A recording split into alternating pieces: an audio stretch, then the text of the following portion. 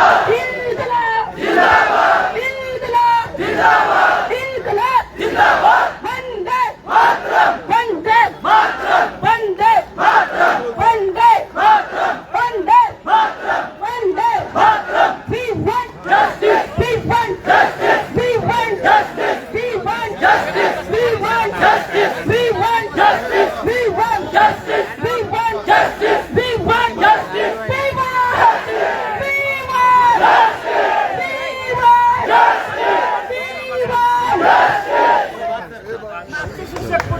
Hello पहिल्यांदा विनंती आहे चहा खाली असं सावंत गेल्या 22 तारखेपासून अधिवेशनाच्या पहिल्या दिवसापासून या ठिकाणी टप्पावाढी संदर्भात त्रुटी पूर्तता आणि कमी पटसंख्येच्या असलेल्या विद्यार्थी संदर्भात या ठिकाणी आंदोलन सुरू आहे। पहिल्या दिवसापासून आदरणीय महाजन साहेब, भुसे साहेब, मंगेश चव्हाण साहेब, म्हात्रे साहेब, इतर सर्वच आमदार, मंगेश चिवटे साहेब हे प्रयत्नशील आहेत की राज्यातल्या मराठी शाळेतील शिक्षकांना न्याय मिळाला पाहिजे आणि आमच्या हक्कासाठी या मैदानावर आम्ही बसलेलो होतो। महाजन साहेब आणि भुसे साहेब आपण एकदा येऊन आम्हाला सांगितलं होतं की आम्ही करणारच आहोत म्हणून। परत भाऊ पण परत आले होते ज्यावेळी पाऊस जोरात पडला त्यावेळेला त्यावेळी पण सांगितलं की मीच करणार असं तुम्ही आम्हाला सांगून गेला होता, पण तुमचीच आम्ही वाट बघत होतो। आमच्या पाटील किती मारलं चालतं पण पोटार मारून यायचे आमच्या शासन कधीच दिले आम्हाला। पहिला टप्पा, दुसरा टप्पा, तिसरा टप्पा, चौथा टप्पा सगळे टप्पे आपणच दिलेले आहेत आणि समोर बसलेला जो शिक्षक आहे हे सर्व जाणतो की जे तुम्ही दिलंय ते मनापासून दिलंय, उगाच द्यायचं म्हणून दिलेलं नाही। आणि मागच्या वेळेस सुद्धा तुमची भूमिका, दादासाहेब भुसे साहेबांची भूमिका आणि चव्हाण साहेबांची भूमिका फार मोठी होती। बरोबर 1 वर्षापूर्वी तुम्ही इथंच घोषणा केली होती त्यावेळेला आणि त्याप्रमाणे आमच्या खात्यात पगार जमा झाला। आता एवढीच इच्छा आहे की सारखं सारखं आम्ही येऊन आंदोलनाला बसणं आम्हाला पण बरं वाटत नाही। 2 दिवस आम्ही भरपूर संख्या होती, परंतु शाळा सुरू असल्यामुळे बरेच लोक गेले। हे आसपासचे लोक आज सकाळी या ठिकाणी परत आले आपण येणार म्हणून, काहीतरी देणार म्हणून। फक्त आमची इच्छा अशीच आहे की आमचा राज्यातील शिक्षक जेवढा हित आहे त्याच्या 10,000 पटीनं महाराष्ट्रामध्ये बघतोय की आम्हाला पोटाला मिळालं पाहिजे आणि आम्हाला खात्री आहे की तुम्ही आम्हाला अजिबात नाराज करणार नाही।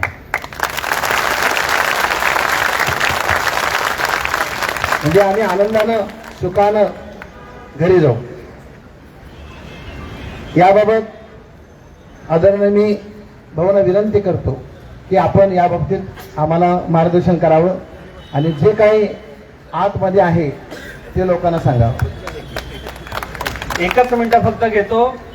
खऱ्या अर्थानं संकट मोचक म्हणून या ठिकाणी आपल्याला सर्वांना मार्गदर्शन करण्यासाठी आलेले आदरणीय गिरीशजी महाजन साहेब, कुठलंही आंदोलन असो, राज्यामध्ये कुठलीही आपत्ती असो, महाराष्ट्रातून सर्वात पहिल्यांदा त्या ठिकाणी कोण पोहोचत असेल तर ते आदरणीय गिरीशभाऊ महाजन साहेब आणि आपल्या सर्वांच्या या शिक्षकांच्या प्रश्नाच्यासाठी अतिशय संवेदनशील पद्धतीने आपले प्रश्न समजून घेणारे आणि ज्यांच्या कार्यकाळामध्ये शिक्षक बांधवांच्या साठी अतिशय महत्वाचे निर्णय झालेले तसे शिक्षण मंत्री दादाजी भुसे साहेबांसाठी देखील जोरदार आपण टाळ्या वाजवूया। कारण माननीय मुख्यमंत्री देवेंद्रजी फडणवीस साहेब यांच्या कार्यकाळामध्ये गेल्या वर्षी याच दिवशी मला वाटतं गिरीश कालच्या दिवशी अधिवेशनाचा शेवट दिवस होता आणि शेवट गोड झाला होता आणि त्या दिवशी देखील माननीय शिक्षण मंत्री दादाजी भुसे साहेब यांनी आणि गिरीश भाऊंनी अतिशय चांगली भूमिका पार पाडली होती। मंगेश दादा चव्हाण साहेबांचे देखील मी मनापासून आभार मानतो। त्यांनी देखील खरं तर संपूर्ण महाराष्ट्राचे सगळ्या शिक्षक बांधवांच्या वतीने देखील मी त्यांच्या मनापासून आभार मानतो। सर्वच आमदार महोदय या ठिकाणी, आमदार जम्मू अभ्यंकर साहेब, आमदार ज्ञानेश्वर म्हात्रे साहेब, जयंत आसगावकर साहेब, सावंत साहेब, सर्वच आमदार महोदयांनी, सत्यजित तांबे आणि या ठिकाणी श्रीकांत देशपांडे साहेब आहेत, उपस्थित नसलेले देखील सर्व पदवीधर आमदार, शिक्षक आमदार या सर्वांनी पाठपुरावा केला आणि खऱ्या अर्थानं आज या आंदोलनाला, आपल्या या लढ्याला यश जे मिळणार आहे त्याच्यासाठी मी गिरीश भाऊंचा मनापासून आभार मानतो। कारण 2 तास सन्माननीय गिरीश भाऊ आणि सन्माननीय दादाजी भुसे साहेब त्या ठिकाणी माननीय मुख्यमंत्री महोदयांच्या समवेत होते. त्यांनी एक जे काही आपल्याला आज देणार आहेत त्या सगळ्या अनुषंगानं मला असं वाटतं की त्यांनी या अनुषंगानं आम्हाला शिक्षकांना या ठिकाणी संबोधित करावं. माननीय मंत्री महोदय दादाजी भुसे साहेब. मंगेश पण शिक्षक आहे, तू पण शिक्षक आहे. बेरोजगार शिक्षक आहे, बीएड केलाय म्हणे, नोकरी नाही म्हणते. तुला भारत माता की, भारत माता की वंदे वंदे. या ठिकाणी उपस्थित विधानसभेतील आमचे सहकारी, आमचे मित्र, आपल्या खात्याचे मंत्री आदरणीय दादा, उपस्थित सर्व आमदार, सर्वांची नावाचा मी घेतली, सर्वांचा परिचय झालेला आहे. विधानसभा सुरू आहे, आम्हाला लगेच जायचं आहे. खरं म्हणजे गेल्या वर्षी पण आपण याच ठिकाणी जमलो होतो, या ठिकाणी आपण निर्णय जाहीर केलेला होता. आपल्या सर्वांना कल्पना आहे हे सरकार, देवेंद्रजी मुख्यमंत्री, शिंदे साहेब पण मुख्यमंत्री होते, नागपूरला सुद्धा आपला त्या ठिकाणी मोठा मोर्चा आलेला होता आणि त्या ठिकाणी सगळ्यांनी बसून आपला हा निर्णय केलेला होता. आणि त्यानंतर मग टप्पा पद्धत आली. टप्पा पद्धतीने मग त्यावेळेला आपण मान्यता दिली, गेल्या वर्षी सुद्धा दिली आणि पुन्हा आता आपण या ठिकाणी आलेला आहात. खरं म्हणजे आपल्या सगळ्यांच्या अडचणी आम्हाला माहीत. मंगेश दादा, दादा, आम्ही गाडीमध्ये बसलो होतो आता, त्यावेळेला आम्ही तोच विचार करत होतो की बाबा त्या शिक्षकांच्या किती किती वेदना आहे. आधी संस्था चालक, बरोबर आहे, मग त्याची टप्पा पद्धत,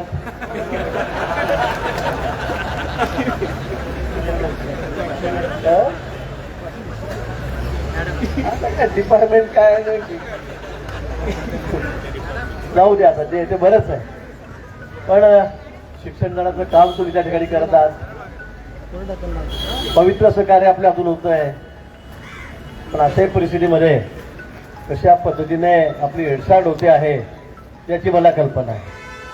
आणि मला खरं म्हणजे माझं खातं नाही आहे, पण प्रत्येक वेळेला म्हणजे दादा तर आता मंत्री झालेत, पण त्या पूर्वीपासून मी असेल, मंगेश दादा आहेत, आपले सगळे शिक्षक आमदार आहेत, आम्ही तुमच्या संपर्कामध्ये आहोत.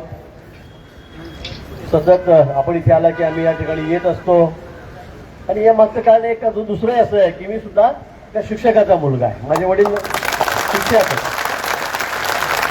आपल्या सगळ्याच काही शाळेमध्ये शिक्षक होते आणि त्यांचा मी मुलगा आहे. आता ॲक्सिडेंटली मी राजकारणामध्ये आलो, मी संघाचा स्वयंसेवक, नंतर मग महाविद्यालयात गेल्यावर विद्यार्थी परिषद, नंतर बाहेर पडल्यावर युवा मोर्चा आणि लगेच बाहेर पडल्याबरोबर सरपंच झालो गावाचा जामनेरला.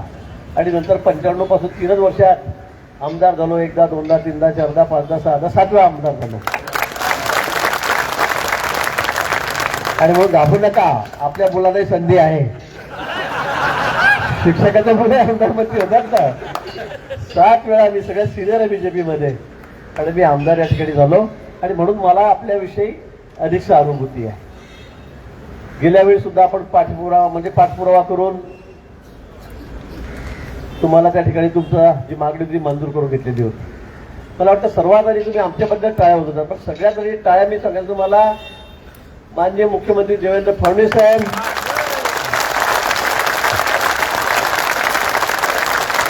आपले नेते माननीय एकनाथजी शिंदे साहेब आणि आपल्या उपमुख्यमंत्री सुमित्राताई पवार. हा सोपा विषय नाही आहे मित्र, हा विषय सोपा नाही आहे.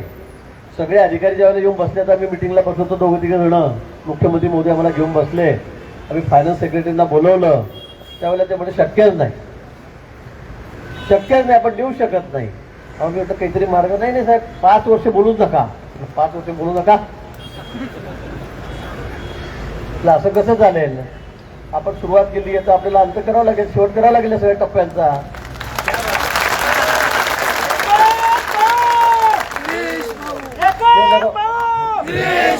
नाही मुख्यमंत्री समजलं मारतील मला.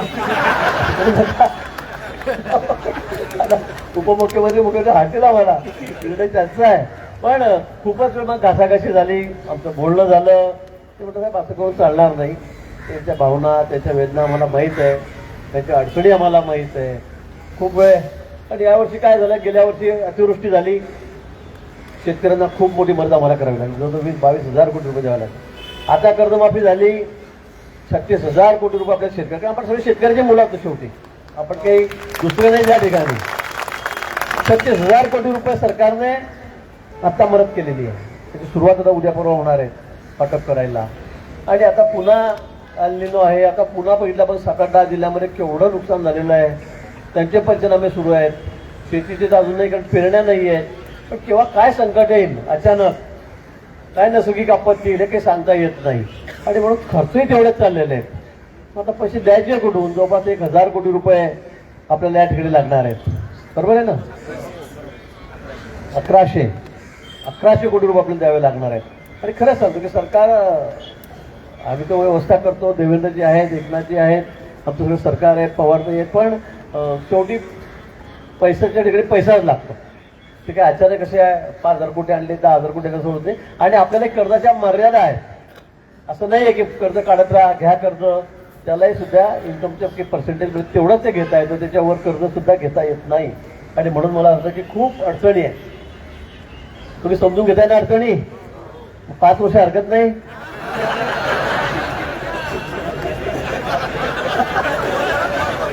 बघा शिक्षक आहे, एवढी समजदार आहे. पण शेवटी मग अधिकाऱ्यामध्ये आमच्यामध्ये खूप वेळ चर्चा झाली. देवेंद्रजी मग म्हणाले की नाही असं चालणार नाही. आणि दादा भुजबळ मी आम्ही दोघं होतो, दादा पण होते, मंगेश दादा. आणि मग शेवटी आता थोडं 19-20 तुम्हाला आम्हालाही करावं लागेल. थोडंसं या बाबतीमध्ये आपला कॉम्प्रोमाइजही करावं लागेल. आपलं म्हणणं होतं की आता तुम्ही आम्हाला द्या टप्पा. आम्ही आग्रह धरला सगळ्यांनी की नाही आताच द्यावा लागेल. पण एक थोडा अदला मधला निर्णय आपण या ठिकाणी केलेला आहे. मला भेटताना तुमच्या लोकांनी सांगितलं की दिवाळीला तरी द्या, भले अडचण असेल तुमची. कारण शेवटी काय कुठे कुठे मार्ग निघाला पाहिजे, कुठे ना कुठे तोडगा निघाला पाहिजे. मग एक निर्णय झाला. माननीय मुख्यमंत्री महोदयांनी अधिकाऱ्यांनी थांबवलं की असं चालणार नाही, देऊ शकत नाही.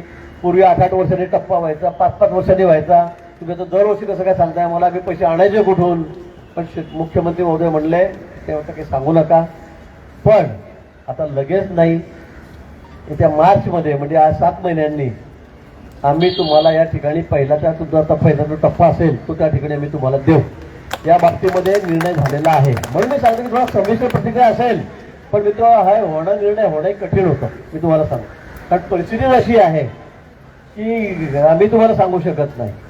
म्हणून मुख्यमंत्री महोदयांनी यामध्ये तोडगाच काढला. म्हणजे सेक्रेटरी, फायनान्स सेक्रेटरी दोघं प्लॅनिंग आणि फायनान्स सेक्रेटरी म्हणत होते की बाबा 5 वर्षाच्या आधी आम्ही तुम्हाला 1 रुपया सुद्धा देऊ शकणार नाही, कुठला टप्पा देणार नाही. पण यावर आम्ही वाद घेतला सगळ्यांनी, सगळे शिक्षक आमदार मग नंतर आले, मग त्यांनी आम्ही सगळं बोललो आणि त्यावर आम्ही सन्मान्य तोडगा काढलेला आहे की आता कुठला महिना आहे, हा जुलै, बरोबर आहे, संपला. ऑगस्ट, सप्टेंबर, ऑक्टोबर, नोव्हेंबर, डिसेंबर, जानेवारी, फेब्रुवारी, मार्चमध्ये तुम्हाला तुमचा टप्पा त्या ठिकाणी मिळेल. तर एवढी कळ तुम्हाला आता सोसावी लागेलच. त्याला दुसरा पर्याय नाही. पूर्वी 8-8 वर्षांनी टप्पे व्हायचे. आता आम्ही तुम्हाला एक 6-7 महिने मागितलेले आहे. मला सांगताना लोकांनी सांगितलं की दिवाळी तरी द्या, म्हणजे डिसेंबरमध्ये द्या. पण आम्ही 3 महिने अजून तुम्हाला वाढून मागतो आहे. मला वाटतं हे द्यायला आपल्याला काही हरकत नाही, का याशिवाय आपल्याला पर्याय नाही, त्याशिवाय आपल्याकडे पर्याय पण नाही आहे. तर अनेक वर्ष आपण मग पूर्वी भांडत होतो, 7-7, 5-5 वर्ष, 8-8 वर्ष आपण मोठे, पण कोणी दखल घेतो 14 वर्ष. त्याचा पक्ष मी सांगणार नाही, पण आधीच्या काळामध्ये कोणी आपल्याला विचारत नव्हतं. 12-12, 14-14 वर्ष तुम्हालाही माहिती आहे, 14-14 वर्ष कोणी टप्पा देत नव्हतं. आता तर आपण दरवर्षी देतो. आपण फक्त या वर्षीची अडचण समजून आपण 6-7 महिन्याचं एक्सटेन्शन आम्हाला त्या ठिकाणी द्यावं. ही जबाबदारी आमची सगळ्यांची आहे. मुख्यमंत्री महोदयांनी उपमुख्यमंत्री महोदयांनी शब्द दिलेला आहे की मार्चमध्ये आपण यांना लगेच सगळे पैसे देऊन टाकू. तोपर्यंत काही ना काही आपल्याला पैसे इकडनं तिकडनं उभे करता येतील. हा ते मार्केट मिळतोच, म्हणजे फायनान्शियल वर्ष असतं आणि म्हणून त्यावेळेला आम्ही तुम्हाला तुमचा टप्पा तुमच्या अगदी न बोलता न इथे येता आम्ही तुमच्या अकाउंटमध्ये त्या ठिकाणी टाकू. हे आता हा निर्णय त्या ठिकाणी झालेला आहे. 31 मार्च नाही, 31 मार्च एंडलाच होईल ना, 1 मार्च कसा होईल, 31 मार्च याच्या पुढे 27, आता हा 26 आहे आणि म्हणून 31 मार्च 27ला तुम्हाला न बोलता तुमच्या खात्यामध्ये सगळे पैसे पडतील याची गॅरंटी आमची आहे. दादा आहे, मी आहे, सगळे आमदार या ठिकाणी आहेत, ती आमची त्या ठिकाणी राहील.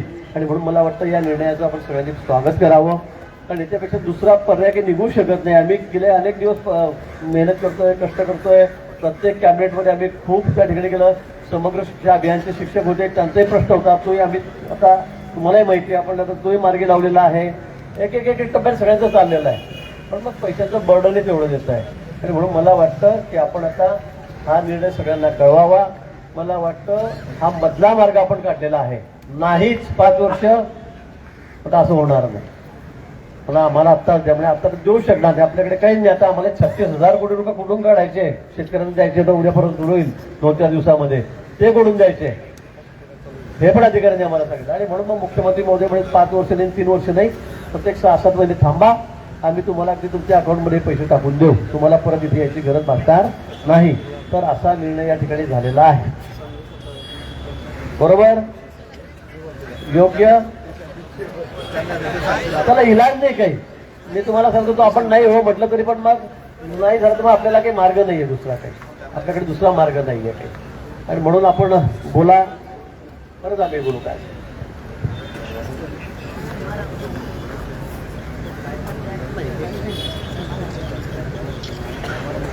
आपलं फायनान्शियल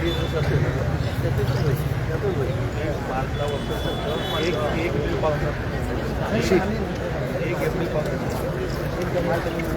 आणि जेव्हा तुम्हाला हे आर्थिक वर्षात काय 1 तारीख 31 मार्च 1 एप्रिलपासून आर्थिक वर्ष होईल आणि जे आर्थिक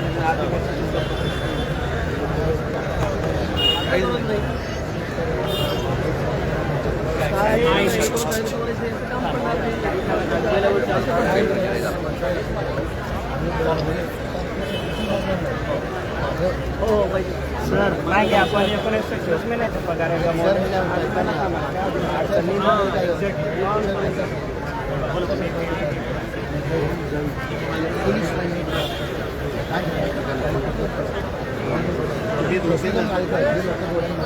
काही मारणारे डोळ्याने तुम्ही काही घरचं काम करत नाहीये.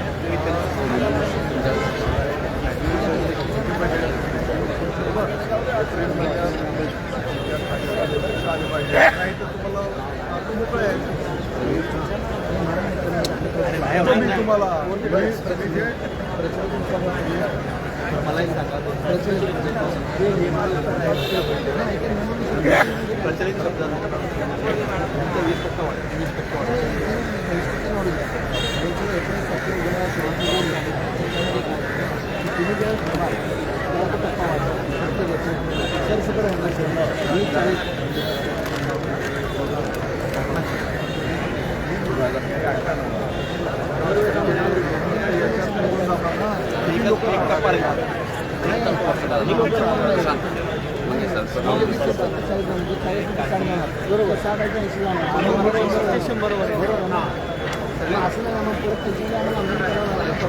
आम्ही आंदोलन करायच्या वेळेला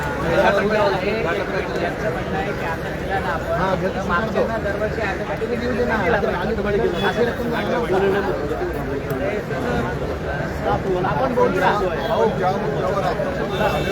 वाढ झाली. हे पहिल्यांदा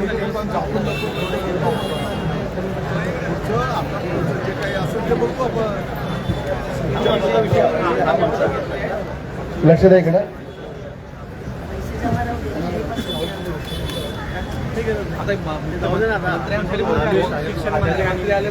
ठीक आहे, बघा आमचं जे मत आहे ते आम्ही मांडलेलं होतं, चर्चाही झाली होती. गिरीश भाऊ आले, पहिली गोष्ट आपली सकाळी चर्चा झाली होती की पूर्ण मागण्या 22 तारखेला सादर झालेल्या आहेत, म्हणजे 22-23 तारखेला आपली चर्चा झालेली आहे. बरोबर आहे काय? होय तर म्हणा. हा. लगेच नाराज व्हायचं नसतंय. लक्षात आलं काय? पूर्ण मागण्या सादर झाल्यामुळं आपला त्यातला कोणताही हक्क राहत नाही की पैसे आत्ता ह्या अधिवेशनात सादर करा म्हणून. आमची मागणी होती की 1 जूनपासून, बरोबर आहे, आम्ही मान्य करतो 1 ऑगस्टपासून मागच्या दिले की आता 1 ऑगस्टपासून आम्हाला द्या. 1 ऑगस्टपासून जर घोषणा झाली असती तर ते परत बजेट होऊन पूर्ण मागणीला सादर होऊन ते हिवाळी अधिवेशनाला सादर झालं असतं आणि ते हिवाळी अधिवेशनात मंजूर होणार, म्हणजे आपल्याला जानेवारीमध्ये पैसे मिळाले असते पगाराचे, लगेच डिसेंबरला मिळणार नाही. कारण आपल्या तिथं येऊन आपल्या खात्यात यायला जानेवारी ते फेब्रुवारी हे पैसे आपल्याला मिळाले असते, जानेवारी फेब्रुवारीला.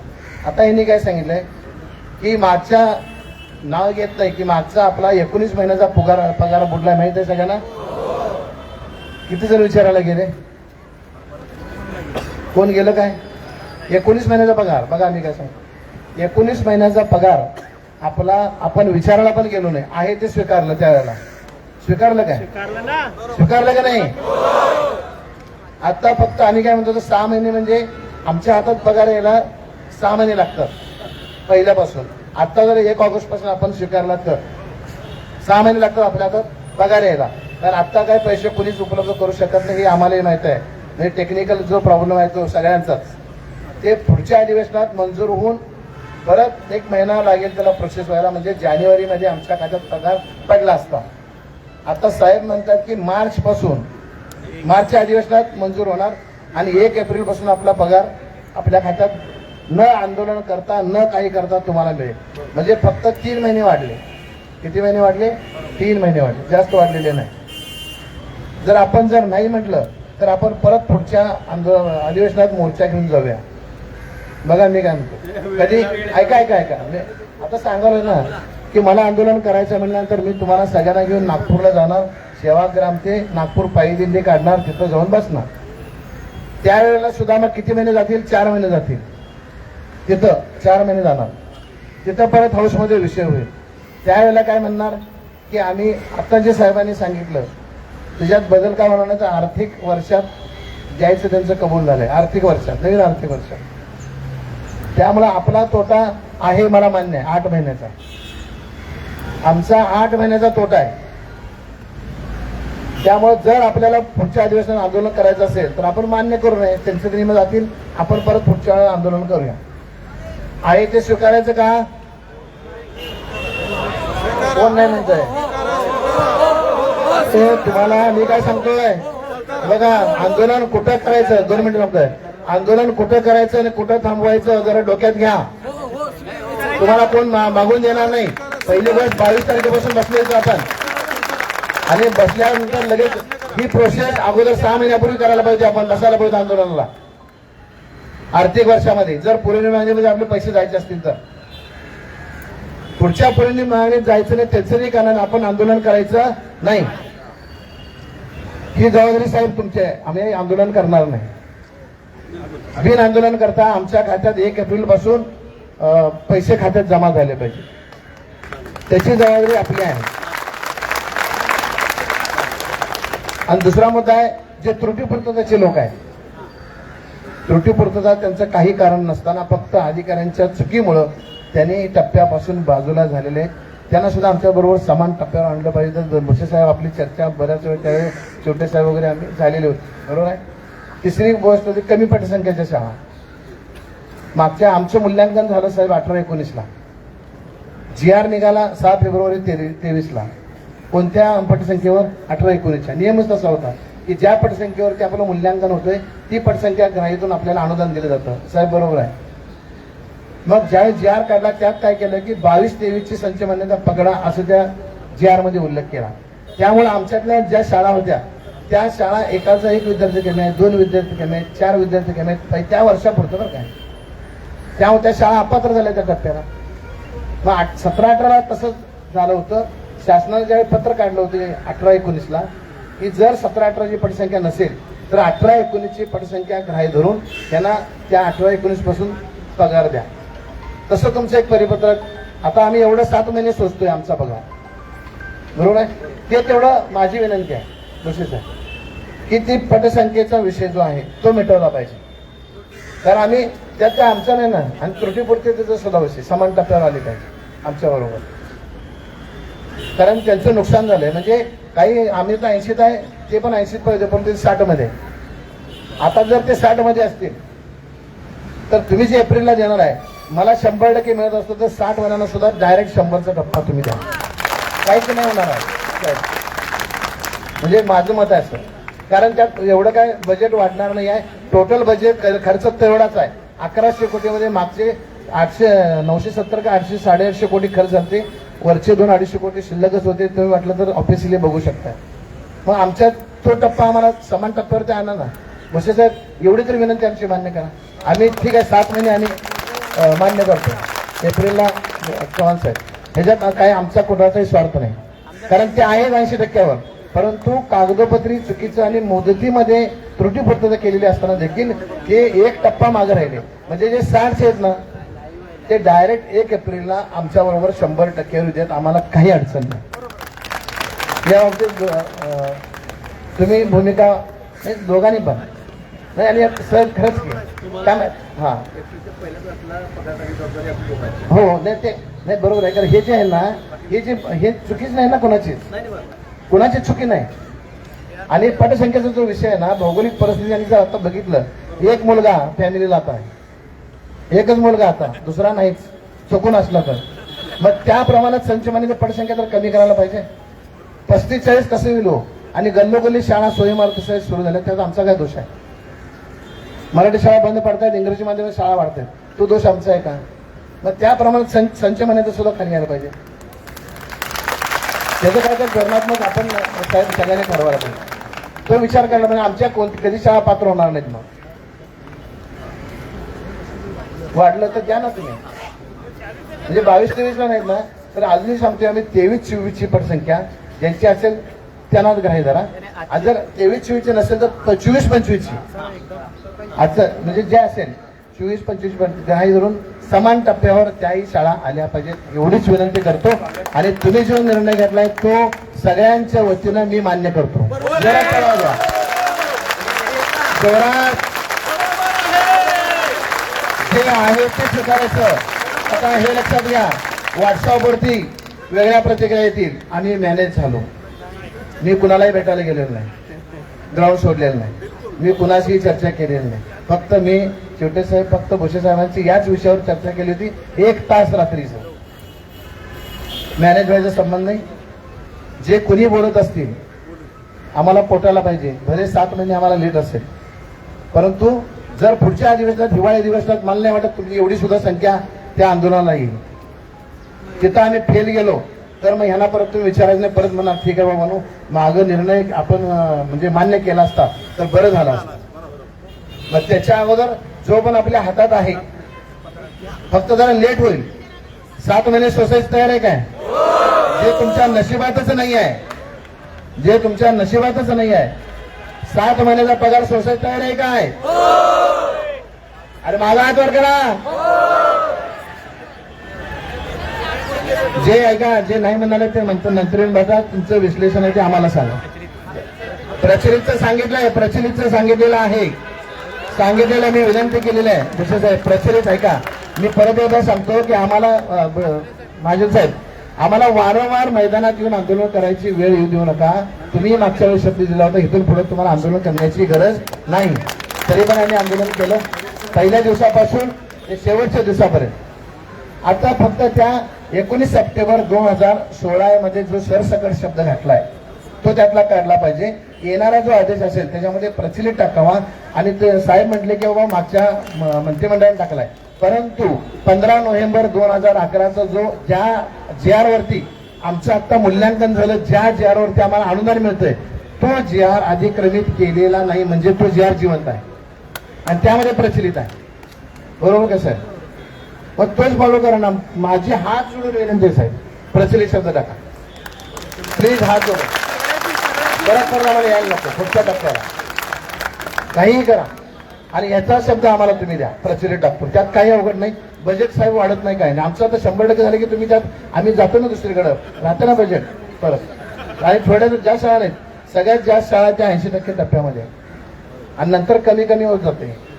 तेवढा शब्द भुसेसाहेब तुमच्याकडनं पाहिजे. ह्याला तुम्ही आता नाराज करू नका, अजिबात नाराज करू. एवढं आम्ही आता 8 महिने स्वस्त, 8 महिने स्वस्त आम्ही. स्वस्त म्हणजे काय नव्हतंच आमच्याकडे, नाही काय नव्हतंच. बघा सर, वस्तू जी आहे, जो कोण विरोध करेल मी तुम्हाला सांगतोय, व्हॉट्सअपवर घरात बसून काय टाकणार मला माहित आहे. बरोबर आहे. शासनाच्या विरोधात, आमदारांच्या विरोधात, माझ्या विरोधात सगळ्यात जास्त असणार आहे. अजिबात नाही. नाही तू म्हणतोस रे, कारण बाकीचे जे काय, बरोबर. त्या व्यक्तीला आहे का, अशा व्यक्तीला तुम्ही तिथंच व्हॉट्सअपवरती उत्तर दिलं पाहिजे. नाही नाही नाही नाही, फक्त ऐका, ऐकून सांगतोय का, देणारा कोण आहे बघा. आम्ही आंदोलन नाही बोलायचं, शब्द बसायचं. फक्त देवेंद्र फडणवीस साहेबांचाच विजय करायचा, भुसे साहेबांचा विजय करायचा, महाजन साहेबांचा विजय करायचा, एकनाथ शिंदे साहेबांचा विजय करायचा आणि पवार ताईंचा विजय करायचा. अजिबात कोणाचा कुठल्या नेत्याचा विजय करायचा नाही. आणि हे सगळे आपले आमदार ज्यांनी पहिल्या दिवसापासून प्रयत्न केले, त्याच्यामध्ये म्हात्रे साहेब आहेत, अभ्यंकर साहेब आहेत, छोटे साहेब आहेत, सावंत साहेब आहेत, देशपांडे साहेब आहेत आणि सगळ्यात मोठी भूमिका संकट मोचन साहेबांच्या बरोबर आमचे चव्हाण साहेब आहेत. काहीच नव्हतं. लक्षात घ्या, नशीब आपलं की साहेब परत आले त्या पुण्यातून. आम्ही निसर्गानं आम्हाला साथ दिली, पाऊस बंद झाला.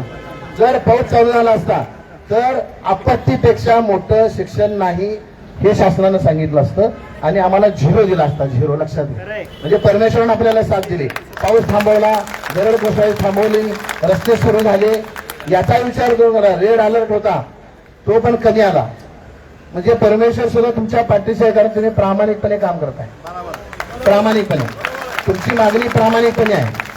फक्त आपल्याला 8 महिने पगार लेट मिळतोय, परंतु थेट मिळणार आहे. कळलं खात्यावर. फक्त माझी एकच भुसेसाहेब विनंती आहे की त्रुटी पूर्ततावाल्यांना, अरे बाबांनो, प्रचलितचं चाललंय बोलतात की भुसेसाहेब, का गडबड करायला आहे.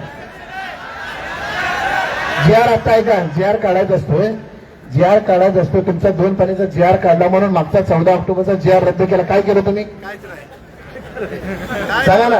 14 ऑक्टोबर 2024चा GR काढला, बरोबर आहे. त्याच्यामध्ये त्रुटी पूर्तताना सुद्धा न्याय द्यायचं होतं, तो रद्द केला. काय केला तुम्ही सांगा बरं.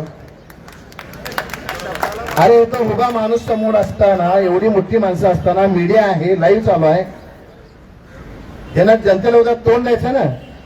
आणि परत 4-5 महिन्यांनी 5 विभागातल्या निवडणूक आहेत विधान परिषदेच्या. शिक्षकांना नाराज करतील काय. नाही वस्तुजा नाही, नाही वस्तुजा आहे, लक्षात घ्या. कारण शिक्षकच ठरवतो कोणाला वरती बसवायचं, कोणाला खाली आणायचं. आणि तुम्ही एवढं काम आमचं केलं म्हणून तर आपण सत्तेत आहात आणि राहणार आहात. त्यामुळे तुम्हाला नाराज करणार. राजकारणाच्या ठिकाणी इथं लक्षात घ्या, आपल्याला कोणतं राजकारण करायचं नाही. फक्त माझी विनंती आहे, प्रचलित साहेब, प्रचलित आणि कमी पटसंख्या शाळा हे 2 मुद्दे त्याच्यावर जोडा. आम्हाला कुणालाच काय अडचण नाही. अरे बाबा म्हटलं ना त्रुटी आणि ते काय लावलाय तुम्ही, सांगितलं की. बघा, तुम्ही वर्षानुवर्ष आंदोलन मोर्चेत आलेले, एक प्रकारे शिक्षक कम मोर्चेकरी झाले. एवढे वर्ष तुम्ही त्रास सहन केला, पण 4ही टप्पे तुम्हाला देवेंद्रजींच्या नेतृत्वात मिळाले हे मान्य करावं लागेल. त्यामध्ये मागच्या 2 टप्प्यांमध्ये गिरीश भाऊंची भूमिका तुम्ही सगळ्यांनी पाहिली. आता बघा, 1-2 जण काही बोलणं, काहीतरी कोणाला काही बोलणं, हा भाग सोडून द्या. काल परवापासून माझ्याकडे तो स्क्रीनशॉट आहे. गिरीश भाऊंचा रात्री 3:38 फोन होता. पुण्याहून मी निघतोय ते शिक्षकांचं. तुम्ही 3:38 तो फोन केला, मी काही उचलला नाही. सकाळी विचारलं म्हणजे शिक्षकांचं सकाळी. आज दादा भुसेजी तुमची वस्तुस्थिती सांगतो. एकनाथ शिंदे साहेब वरती बोलायला गेले, त्यांना निरोप पाठवला. तुमचे शिक्षक प्रतिनिधी मंत्रालयात काही लोक होती, जवळजवळ 3.5 तास देवेंद्रजींच्या कॅबिन मध्ये बसून दादाजी भुसे साहेब असतील, गिरीश भाऊ असतील, मंगेश शेवटे तुम्ही तिथं साक्षीदार होते, म्हात्रे साहेब तुम्ही तिथं होतात, की बाबा एखादा निर्णय घ्यायचा असेल तर मुख्यमंत्र्यांच्या परवानगीशिवाय कुठलाही निर्णय कोणीही मंत्री असा डिक्लेअर करू शकत नाही. ती राज्यात तशी व्यवस्थाही नसते. आणि आज हे सगळं करत असताना ही जी मंडळी प्रयत्न करते, आता या प्रयत्नामागे अगोदरही लोक आमदार झालेत, मंत्री झालेत. तुमच्या हातात फक्त राजकारणासाठी येऊन फक्त भावनिक बोलणं वेगळं आहे, पण रिझल्ट ओरिएंटेड काही करायचं असेल तर निकाल लावणारी, निकाल देणारी माणसं असली पाहिजे. आज असं समजा की 70% वेळ आज मुख्यमंत्र्यांच्या कॅबिनमध्ये ह्याच विषयावर गिरीश भाऊंनी असतील, दादा भुसे साहेबांनी तिथं दिला. आणि या आंदोलनाचं फलित काय असेल तर तुमची एकंदरीत संख्या, तुमचे सगळे ज्यांनी म्हणजे जगदाळे सर असतील, त्यांची सगळी टीम असेल की बाबा ही लोक बसली आहे, शिक्षकांविषयी सगळ्यांना सहानुभूती बोलण्यातून नव्हे तर कृतीतून द्यावी लागेल. या आर्थिक वर्षाचं एकंदरीत फायनान्स सेक्रेटरी पासून सगळ्यांनीच सांगितलं की पुढच्याही वर्षी करायला अडचण येत आहे. मागच्या टप्प्यांचा इतिहास गिरीश भाऊंनी तुम्हाला सांगितला, पण शेवटी देवेंद्रजींनी सांगितलं की आपल्याला हा निर्णय घ्यावा लागेल आणि नवीन आर्थिक वर्षात 1 तारखेपासून पगार चालू होतील अशी व्यवस्था आपण लावू.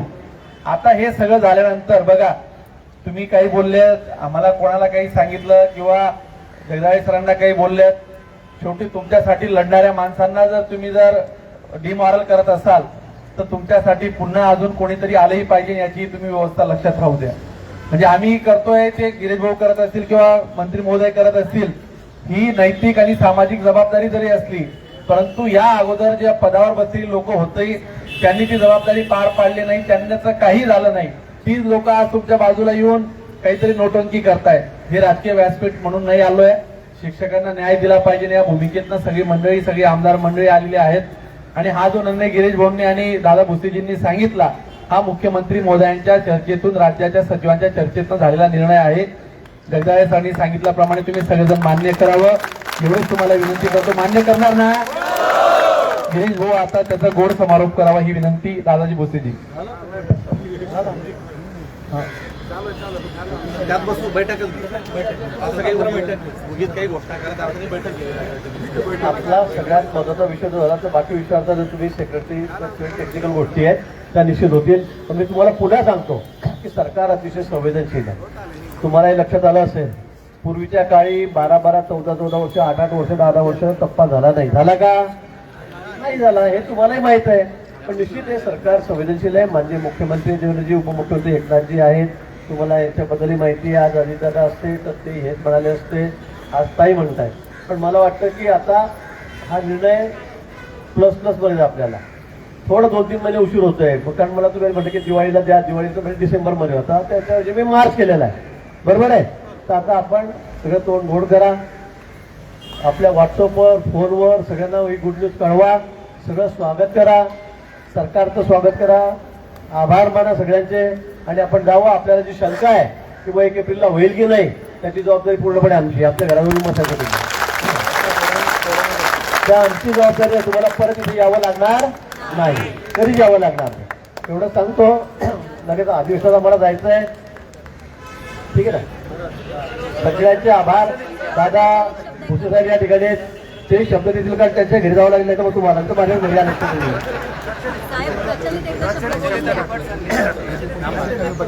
ते बैठक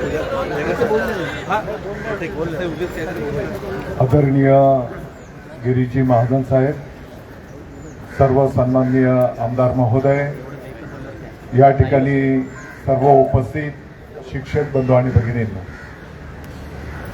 मला वाटतं की गाडीत येत असताना गिरीश भाऊ आणि आम्ही सर्वजण शिक्षक बांधव कशा पद्धतीने त्यांचं मार्गक्रमण असतं अतिशय संवेदनशीलपणे आम्ही चर्चा केलेली आहे. आणि म्हणून इथे येत असतानाच जर काही नुसतं थातूरमातूर बोलायचं राहिलं असतं तर काल परवाच बोललो असतो. परंतु आज माननीय मुख्यमंत्री महोदयांना विधानसभेच्या सभागृहामध्ये उत्तर सविस्तर द्यायचं असताना राज्याचं, त्यांनी आपल्यासाठी जवळपास 20 मिनिट दिले आणि राज्याचे मुख्य वित्त सचिव असतील सर्वांशी सविस्तर चर्चा विनिमय करून हा निर्णय या ठिकाणी झालेला आहे. माननीय मुख्यमंत्री महोदय देवेंद्रजी फडणवीस साहेबांचं मला वाटतं की आपण सर्वांनी आभार मानले पाहिजेत. माननीय एकनाथजी शिंदे साहेबांचे आपण पाठीमागच्याही काळामध्ये जो काही एक टप्पा देण्यात आला होता, शिंदे साहेब तर देणारेच होते, आपल्या सगळ्यांना सगळ्या राज्याला माहिती आहे. आणि आदरणीय सुनीत्राताई पवार साहेबांचेही आपण आभार व्यक्त केले पाहिजे. आणि मला वाटतं की आपण विशेष आभार एक वशिला लावायला, हे तर आमचं कुटुंब परिवार आहे, परंतु हेडक्वार्टरमध्ये माननीय मुख्यमंत्री महोदयांना वशिला लावण्याच्यासाठी माननीय गिरीश भाऊंना मी पकडून ठेवलं होतं.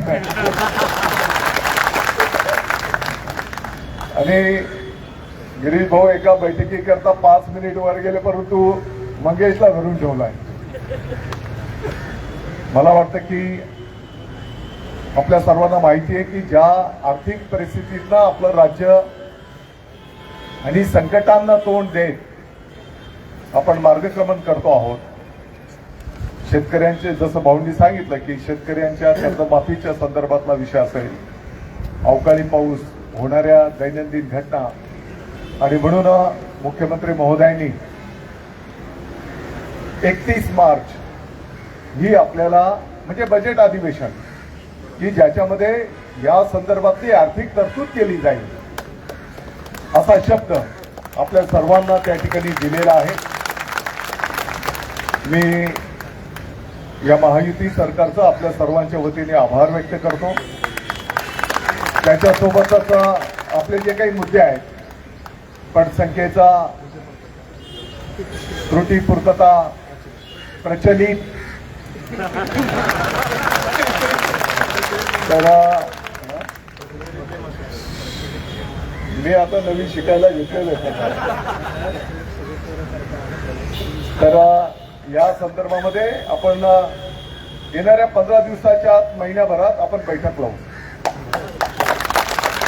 त्या बैठकीला तुमचेही प्रतिनिधी बोलू. शिक्षक आमदार महोदयांना शब्द दिलेलाच आहे बैठक लावण्याचा, आणि त्या बैठकीमध्ये या सर्व बाबी आपण तपासून घेऊ. आणि हे सर्व आमच्या कुटुंबाचे सदस्य आहेत. विद्यार्थी हे आमच्या कुटुंबाचं दैवत आहे आणि हे सर्व आमच्या कुटुंबाचे सदस्य आहेत. हे तर टप्पाचा निर्णय तर झालेलाच आहे, परंतु त्याच्या पलीकडे जाऊन हे जे आमच्या कुटुंबाचे सदस्य आहेत, पाठीमागच्याही काळातले काही निर्णय तुम्ही बघितले असतील आणि येणाऱ्याही काळातले निर्णय तुम्हाला पाहायला मिळतील की तुमची वेठ बिगारी, आपली जी काही एक दहशत असते, मग सेवानिवृत्त होताना पण मला काही त्रास होईल का, ही सर्व दहशत मोडून काढण्याचं काम शिक्षण विभाग करेल. आणि ते कृतीमधून तुम्हाला दिसेल. मला वाटतं की वेळेचं भान आपण ठेवूया. परत एकदा मी आपल्या सर्वांचं या ठिकाणी आभार व्यक्त करतो आणि सर्वांना जाता जाता विनंती करेन. मला माहिती आहे की हा क्षण काही फार उपदेश करण्याचा, आपण पटसंख्या वगैरे बोलले, परंतु आजही आमच्या अनेक शिक्षक बंधू भगिनी आहेत की त्यांच्या शाळेमध्ये प्रवेशाच्यासाठी आम्हाला विनंती करावी लागते. त्यांच्या शाळेचा तेवढा पट पण नाही, तुकडी वाढवावी लागते, असे पण आहे. आणि एकीकडे आपल्यावर, आपल्या या कुटुंबावर टीका होते, मराठी शाळा बंद पडतायत, पटसंख्या घटते आहे. हे एक आपल्या सर्वांच्या समोर आव्हान आहे. आणि म्हणून मला माहिती आहे रिकाम्या पोटाने या गोष्टींना आपल्याला सामोरं जाता येणार नाही, याही गोष्टीची जाणीव आहे. आणि म्हणून येणाऱ्या काळामध्ये आपले जे जे काही प्रश्न असतील ते सोडवण्याचं काम आपला विभाग त्या ठिकाणी करेल. आणि जेव्हा जेव्हा गरज पडली शिक्षण विभागाला, तर संकट मोचनाला पुढे करून म्हणजे आर्थिक बाबींशी संबंधित जो विषय असेल, बाकी आमच्या या कुटुंबाला त्रास देणारे जे आहेत त्यांचा बंदोबस्त करायला विभाग सक्षम आहे, ते बरोबर करू आपण. परंतु जिथे जिथे आम्हाला आवश्यकता पडेल तर निश्चितपणे माननीय गिरीश भाऊ आपल्या सोबत असतील हा विश्वास व्यक्त करतो. परत एकदा आपल्या सर्वांचे मी आभार व्यक्त करतो. जय हिंद, जय महाराष्ट्र. धन्यवाद साहेब.